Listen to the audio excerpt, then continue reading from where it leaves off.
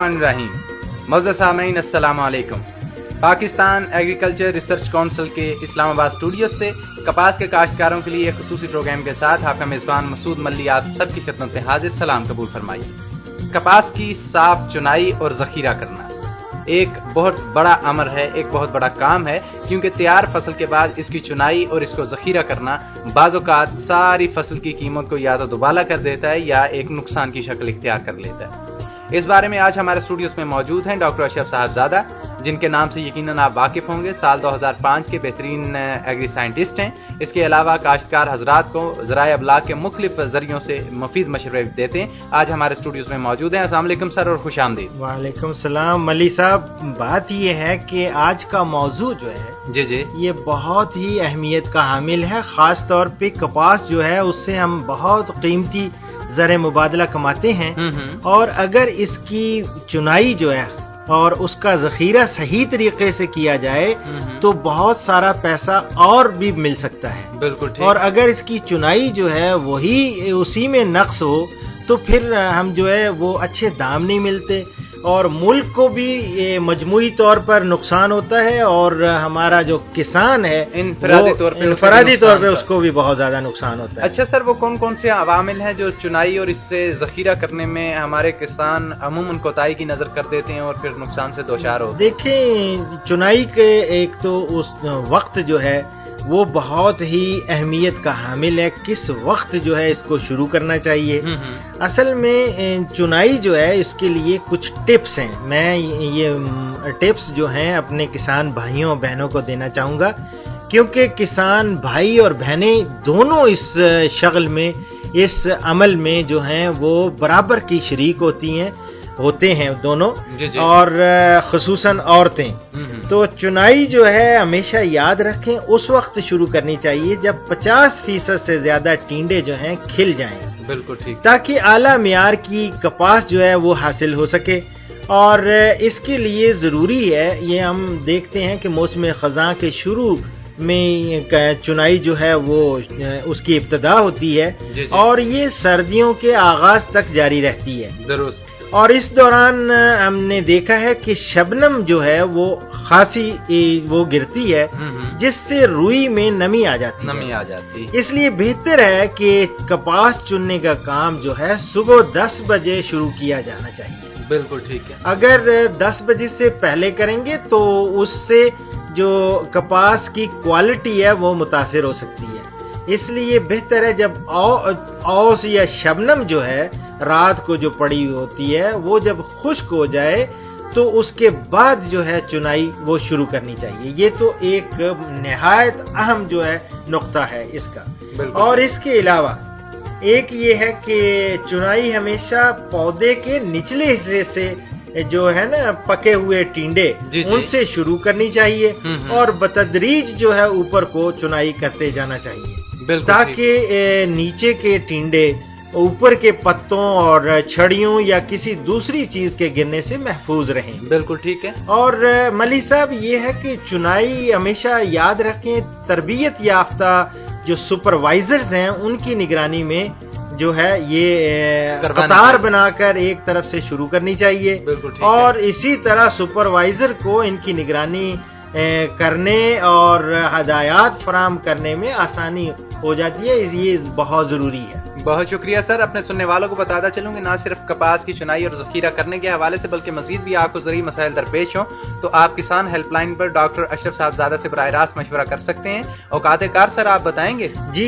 یہ منڈے یعنی پیر سے جمعہ تک صبح 9 بجے سے 3 بجے تک جو ہے یہ ہمارے کاشتکار بھائی میں بلا معاوضہ، یہ ٹول فری ٹیلی فون نمبر ہے۔ جی وہ نمبر میں عرض کرتا چلوں 0800550556 0800 55 یہ نمبر ہیں جہاں ڈاکٹر صاحب آپ کی خدمت کے لیے موجود ہیں۔ وہاں آ کے آپ اپنے مسائل کا براہ راست حل ہے جو وہ ڈاکٹر صاحب سے طلب کر سکیں۔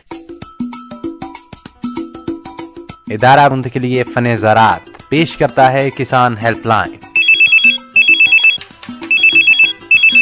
0800550556 آپ کے زرعی مسائل آپ کی دہلیز پر۔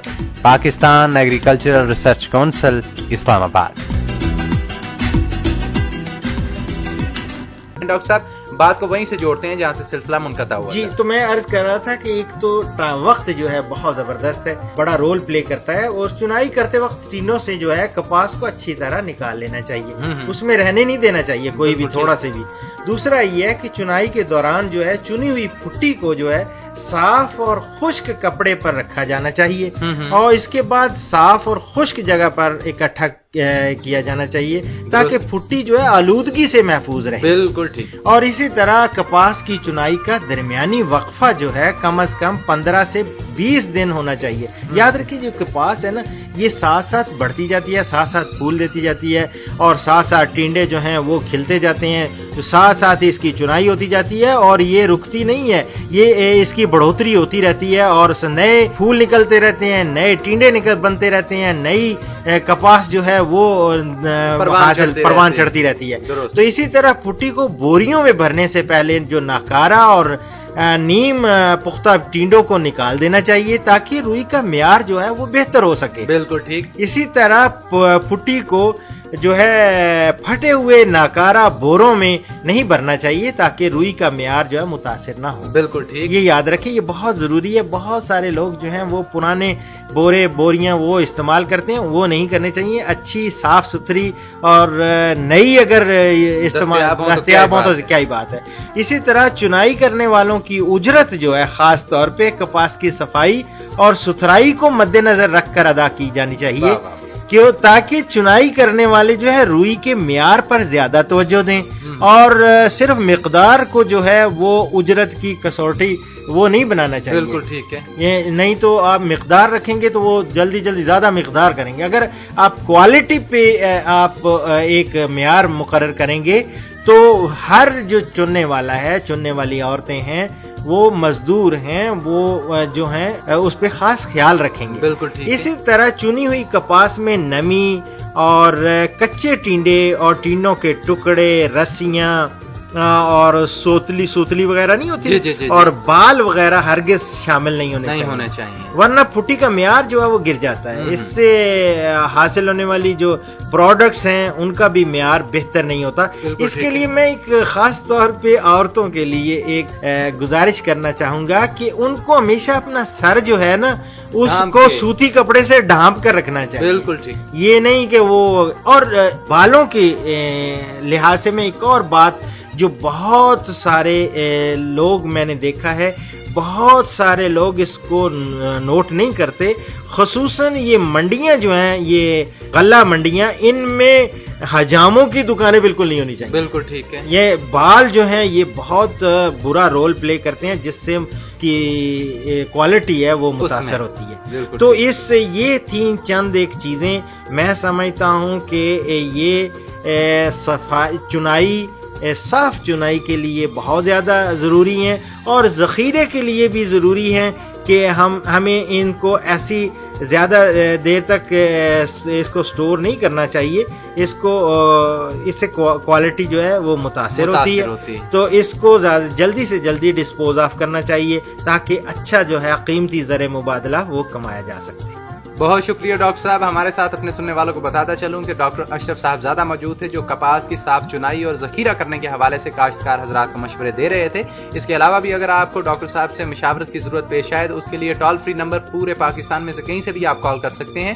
بالکل فری نمبر ہے 0800 55 یعنی 0800 55 056، جہاں ڈاکٹر صاحب پیر سے جمعے تک صبح 9 بجے سے لے کے دوپہر 2 بجے تک آپ کی خدمت کے لیے موجود ہوتے ہیں۔ ادارہ رند کے لیے فن زراعت پیش کرتا ہے کسان ہیلپ لائن 0800 55 آپ کے زرعی مسائل آپ کی دہلیز پر، پاکستان ایگریکلچرل ریسرچ کونسل، اسلام آباد۔ اس کے ساتھ ہی کپاس کی چنائی اور ذخیرہ کرنے کے حوالے سے اس خصوصی پروگرام